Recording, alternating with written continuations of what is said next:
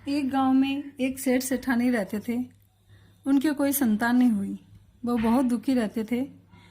एक बार सेठानी पड़ोस के घर में गई। वहाँ सभी तिलचौथ की पूजा कर रहे थे, कहानी कह रहे थे। सेठानी ने पूछा, इस पूजा से क्या फल होता है? सभी ने कहा, तिलचौथ का व्रत करने से संतान होती है, अन्न धन सुख संपत्ति सभी होते हैं। तब सेठानी बोली, यदि मेरे संतान हो जाए तो मैं भी व्रत करूंगी और 1.25 सेर का तिलकुटा चढ़ाऊंगी।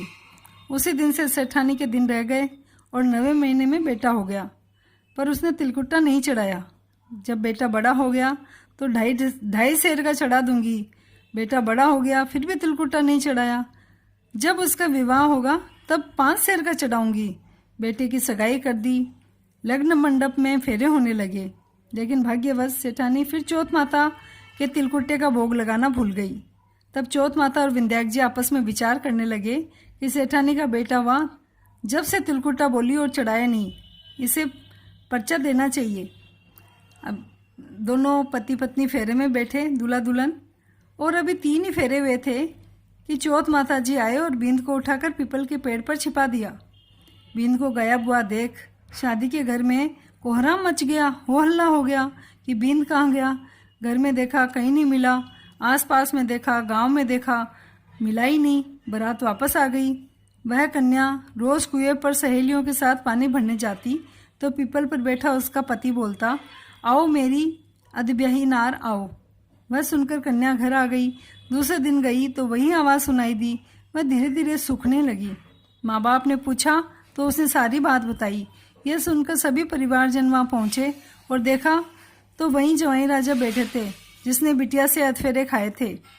सभी ने पूछा कि आप इतने दिनों से यहाँ क्यों बैठे हो, इसका क्या कारण है? तब वो बोले कि मैं तो चौथ माता विनायक जी की गिरवी बैठा हूँ।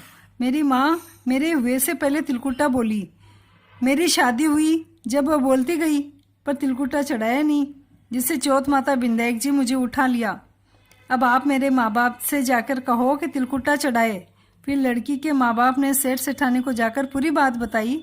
सेठ सेठानी वहाँ गए और चौथ माता विनायक जी के पैर पड़े और 1.25 मन का तिलकुटा बोला, बींद को छुड़ाया, वापस शादी करी और बेटे बहू के साथ घर आए और चौथ माता के तिलकुटा चढ़ाया, पूरे गांव में बंटवाया, व्रत किया। हे चौथ माता, उस सेठानी के बेटा दिया जैसा सबको देना, और उसे उठाया जैसे किसी को मत उठाना।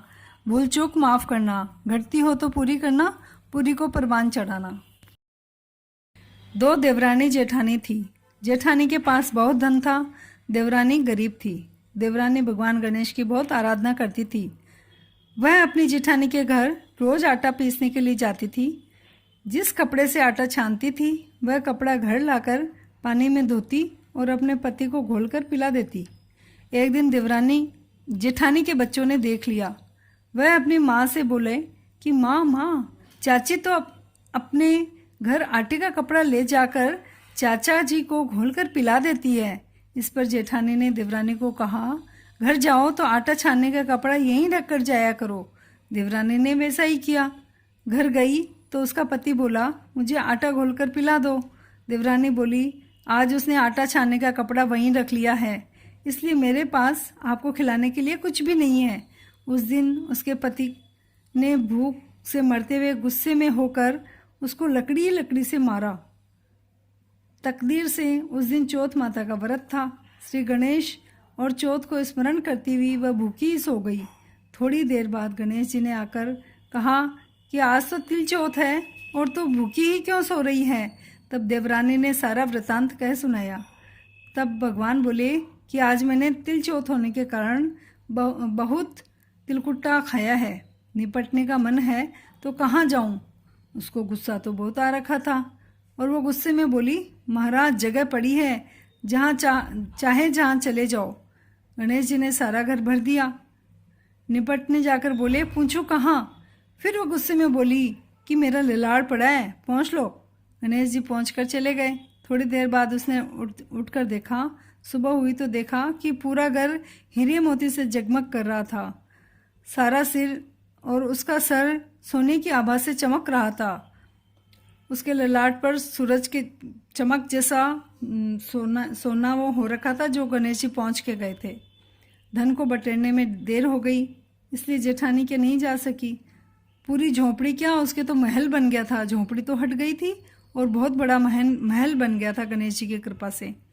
जेठानी ने अपने बच्चों को चाची के घर देखने के लिए भेजा कि चाची क्यों नहीं आई। बच्चों ने आकर देखा तो वहाँ पे हीरे मोती का ढेर लगा था। तब बच्चों ने आकर अपनी माता से कहा, माँ, चाची के तो झोंपड़ी नहीं, बहुत बड़ा महल हो गया अपने घर से बड़ा, और बहुत सारा धन हो गया है। जेठानी भागी भागी देवरानी के पास आई और पूछा कि इतना धन कैसे हुआ।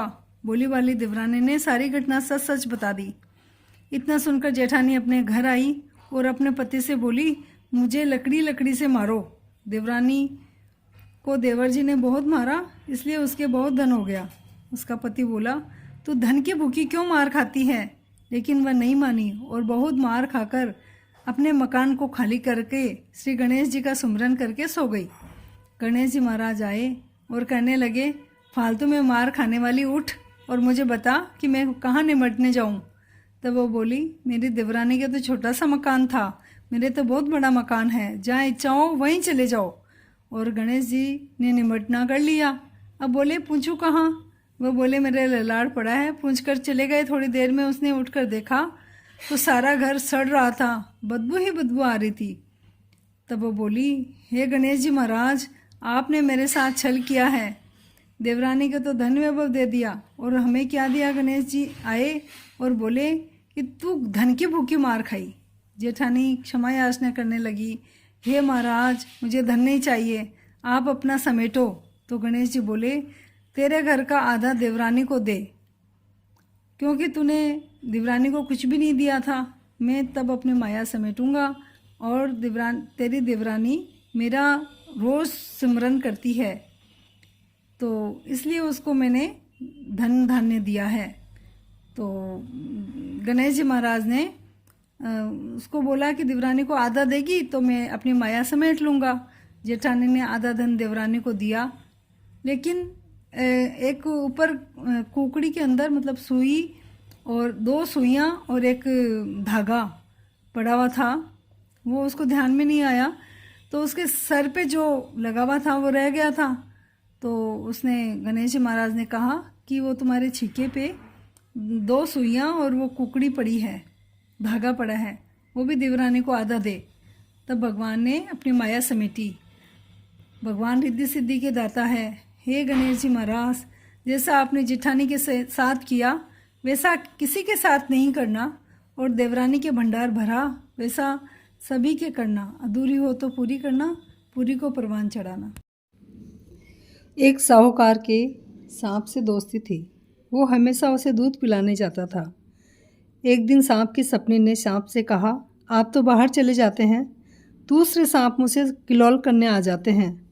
तो सांप बाहर जब भी जाता उसके चारों ओर लक्ष्मण रेखा खींचकर जाता था, यानी उसके अंदर से तो कोई बाहर आ सकता है, पर बाहर से कोई उस रेखा के अंदर नहीं आ सकता। एक दिन वो साहूकार उसको दूध पिलाने गया।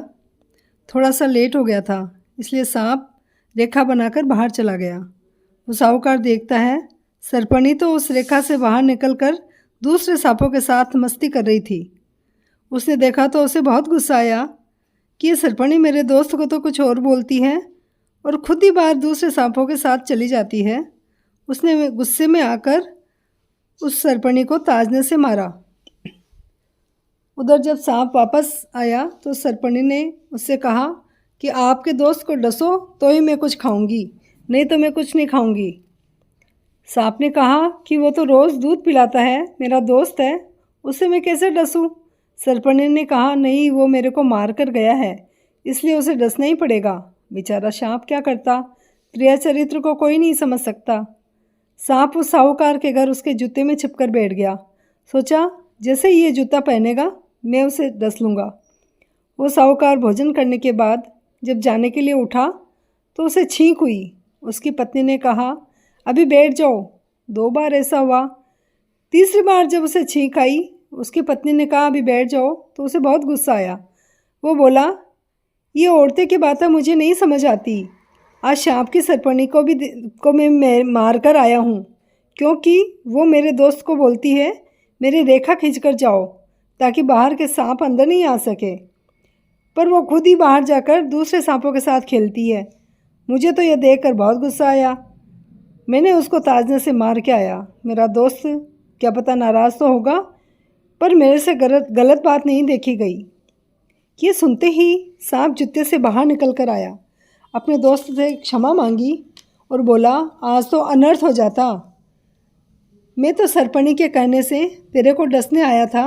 ये तो छीक माता ही थी जो तेरे को बचाया है। छीक माता की कृपा है जो उसने तेरे को बचाया है।